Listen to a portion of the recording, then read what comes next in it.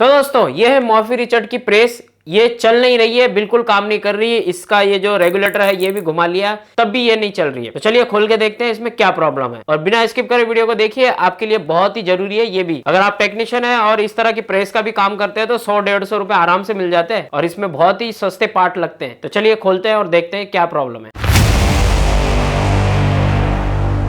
तो देखिए हम आ चुके हैं हमारे टेबल के ऊपर, और ये है कॉन्टिन्यूटी टेस्टर। मैं कॉन्टिन्यूटी टेस्टर से जब इसकी कॉन्टिन्यूटी इस तरह से चेक करता हूं तो इसमें कोई कॉन्टिन्यूटी नहीं है। इसमें लाइट जलनी चाहिए इस तरह से, अगर इसमें लाइट जलेगी तो इसका मतलब ये है कि ये प्रेस चालू है। तो इस रेगुलेटर को भी इस तरह से घुमाते हैं तब भी इसके अंदर कोई कॉन्टिन्यूटी नहीं आती, ये देखिए। तो चलिए इसे खोल के देखते हैं, क्या ये रेगुलेटर खराब है, इसमें इसे थर्मोस्टेट भी बोलते हैं, क्या ये थर्मोस्टेट स्विच खराब है या इसका एलिमेंट खराब है। तो चलो मैं इसे फटाफट खोलता हूँ। तो इस तरह की जो पानी वाली प्रेस होती है, ये देखिए इसमें पानी भरा जाता है, इसमें स्टीम निकलती है। तो इस तरह की जो भी पानी वाली प्रेस होती है ना, उसे खोलना बड़ा मुश्किल का काम है। इसमें पता ही नहीं चलता कि कहाँ कहाँ स्क्रू लगे हुए और इसे कैसे खोलना है। कई बार तो ये जो ब्रैकेट बने हुए हैं ना, ये टूट जाते हैं, हम खींच देते हैं। तो इस तरह के नए प्रेस को खोलना भी बड़ा मुश्किल होता है। तो चलो खोलते हैं। 3 पेज सबसे पहले यहाँ से शुरुआत होती है इसकी खोलने की, तो यहाँ के तीनों पेज मैं खोल लेता हूँ। ये देखिए ये 3 पेज खोल लिए। अब ये यहाँ से इस तरह से खुल जाएगा, ये हो गया हमारा अलग से। अब उसके बाद में यहाँ पे हम एक बार कॉन्टिन्यूटी चेक कर लेते हैं। कई बार क्या होता है कि ये वायर भी खराब हो जाती है, तो हम यहाँ पे भी कॉन्टिन्यूटी चेक कर लेते हैं। तो ये ग्रीन वायर को छोड़ के इसमें ये जो रेड और ब्लैक होती है इसमें कॉन्टिन्यूटी देखना होता है। ये देखिए इसमें भी कोई कॉन्टिन्यूटी नहीं आ रही है, और यहाँ से मैं इस वायर को चेक करता हूँ तो ये देखिए यहाँ कॉन्टिन्यूटी आ रही है। दूसरी वाली वायर भी देख लेता हूँ, बिल्कुल यहाँ तक कॉन्टिन्यूटी आ रही है। तो इसका मतलब ये है कि ये वायर बिल्कुल सही है, तो इसके अंदर ही प्रॉब्लम है। तो अब इसे खोलना है, इसके नीचे की तरफ जो सेक्शन बना हुआ है यहीं पे सारी चीजें हैं, क्योंकि ऊपर वाला ये जो सेक्शन बना हुआ है इसमें सिर्फ पानी होता है। और यहाँ पे देखिए पानी के स्विच वगैरह दे रखे हैं, स्टीम के लिए, पिचकारी के लिए, और ये कम ज्यादा स्पीड करने के लिए। और यहाँ से पानी डाला जाता है और इसे फिर इस तरह से बंद किया जाता है, और यहाँ से पिचकारी निकलती है और नीचे से स्टीम निकलती है भाप बन। तो इस तरह से है। तो चलो अब मैं इसे खोलना है, खोलना बड़ा मुश्किल। तो सबसे पहले हम ये वायर का ये जो कनेक्टर है ये हटा देते हैं।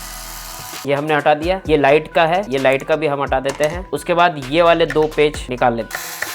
ये हमने 2 पेज भी निकाल लिए इसके। अब उसके बाद में यहाँ पे देखिए ये 2 छोटे-छोटे पेज लग रहे हैं, इसे भी हमें निकालना है। तो उसके लिए इस तरह का पेचकस लेना छोटा सा। ये देखिए ये 2 पेज यहाँ से निकाल दिए, लेकिन फिर भी अभी भी हम यहाँ से इस तरह से इसे खींचेंगे ना तो ये नहीं निकलेगा। क्यों?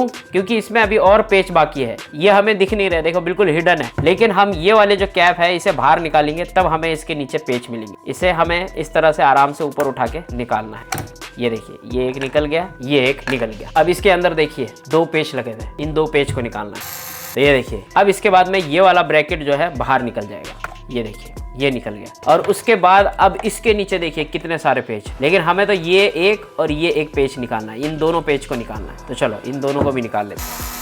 तो ये 2 पेज निकाल दिए। अब इसके बाद भी ये वाला जो है हिस्सा हिल नहीं रहा है। अब क्या बाकी रह गया? अभी और पेच है, वो पेच है इस नोब के नीचे। तो इस नोब को हमें निकालना है। तो इस नोब को बड़े आराम से निकाल सकते हैं हम, इस तरह से नीचे से पेचकस डाल के अब इस तरह से ऊपर उठा देंगे। तो ये देखिए ये निकल गया, और ये इसका अडेप्टर जो कि यहाँ पे इस तरह से लग जाता है। अब इसके नीचे देखिए ये रहे 2 पेज। अब ये 2 पेज निकलेंगे तभी ये वाला हिस्सा ऊपर का बाहर आएगा। तो चलो इसे भी निकाल देते हैं। देखिए कितने लंबे पेज है इसके अंदर। तो ये 2 पेज निकल गए, और अब ये आराम से निकल जाएगा। ये देखिए नीचे वॉल लगी हुई है, पाइप लगा हुआ है, ये पाइप को मैंने निकाल दिया। तो ये हिस्सा हो गया अलग। अब हमें जो भी काम करना है वो इस हिस्से में करना हो। तो अब यहाँ पे है ये 3 पेज, इस 3 पेज को भी हम निकाल लेते हैं।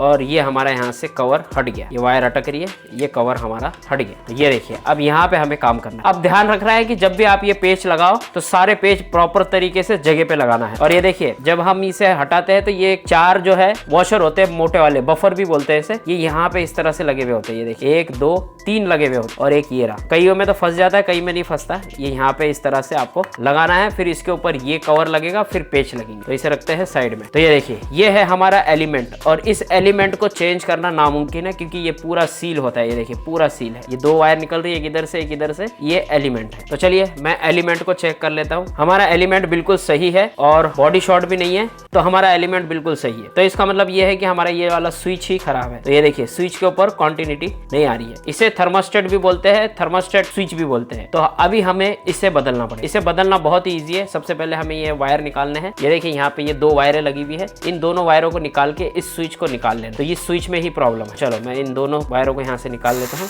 तो ये देखिए ये स्विच निकल गया। तो इस तरह से ये स्विच बना हुआ होता है। इसे बोलते हैं थर्मोस्टेट भी बोलते हैं और स्विच भी बोलते हैं। जब इसे हम यूं घुमाते हैं तो नीचे ये यहाँ पे स्विच लगा हुआ होता है, तो यहाँ पे जाके ये इस तरह से चिपक जाता है, तब ये काम करता है। और जैसे ही गर्म होता है तो ये वापस अपनी कंटिन्यूटी को छोड़ देता है। और आपको ध्यान रखना है कि ज्यादातर जितने भी प्रेस होती है उसमें इसी तरह का थर्मोस्टेट स्विच लगा हुआ होता है। ये देखिए ये मेरे पास में नया वाला है, ये भी बिल्कुल सेम टू सेम है, बस इसमें ये वाला इसका अंतर है। ये देखिए ये दोनों का अंतर है, इससे कोई फर्क नहीं पड़ेगा। लेकिन इसके अंदर ये जो ये और ये और ये और ये छेद है ना, ये दोनों एक जैसे होने चाहिए, बाकी किसी चीज से फर्क कोई नहीं पड़ेगा। और ये ऊपर वाला जो नोप है ये बराबर होना चाहिए। इसमें हमारा ये नोप है, ये आराम से इस तरह से फंस जाना चाहिए। फंस रहा है और इसमें भी फंस रहा है, हमारा नया वाला और ये है पुराना वाला। तो इसमें ये और ये अलग होने की वजह से आप ये मत समझिएगा कि ये वाला इसमें नहीं लगेगा, बिल्कुल लग जाएगा। सिर्फ हमें ये दो छेद मिलाने होते। आप इस दोनों छेद को इस तरह से मिला सकते। फिर भी नहीं समझ में आया तो इस तरह से ये लंबा पेच डाल के और यहाँ पे चेक हो गया ना, बिल्कुल सेम टू सेम है ये। तो चलो अब मैं ये नया वाला जो है इसमें इंस्टॉल कर लेता हूँ और फिर इसको चालू करके देखते हैं ये काम करता है या नहीं करता। ये बेकार इसलिए हो जाता है कि गर्म होता है ठंडा होता है, गर्म होता है ठंडा होता है। तो ये वाली जो पत्तियां होती है ना, ये जो ऑटो कट करती है, गर्म होने पे सिकुड़ जाती है और ठंडे होने पे एकदम से खुल जाती है। तो ये पत्तियां खराब हो जाती है, इस वजह से ये स्विच पूरा के पूरा खराब हो जाता है। तो ये हमें चेंज ही करना पड़ता है। अब ये वाली वायर थोड़ी सी दूर ऐसे लग रही है, लेकिन कोई बात नहीं है, लग जाएगी आराम से।